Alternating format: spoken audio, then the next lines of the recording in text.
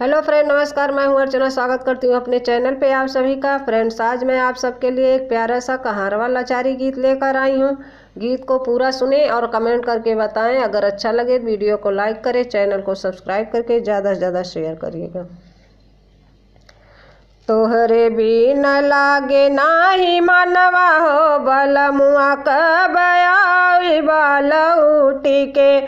तोहरे बिन लागे नाही मनवा हो, बलमुआ कब आई बालउटी कब आई बालउटी के कब आई बालउटी के। बलमुआ कब आई बालउटी के।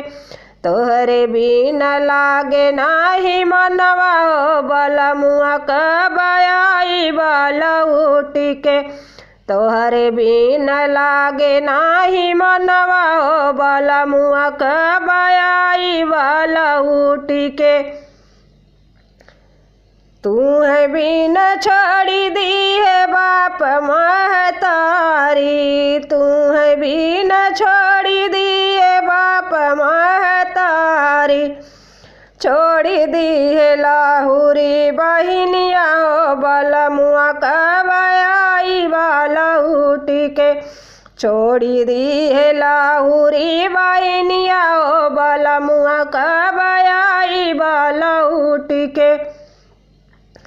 तोहरे बिन लागे नाही मनवा हो, बलमुआ कब आई बालउटी कब आई बालउटी के कब आई बालउटी के। बलमुआ कब आई बालउटी के। तोहरे बिन लागे नाही मनवा हो, बलमुआ कब आई बालउटी के। तू बिन छोड़ी दिए बाग से बगीचा, तू बिन छोड़ी दिए बाग से बगीचा। छोड़ी दी है संग के सहेलिया हो, बलमुआ कब आई बालउटी के।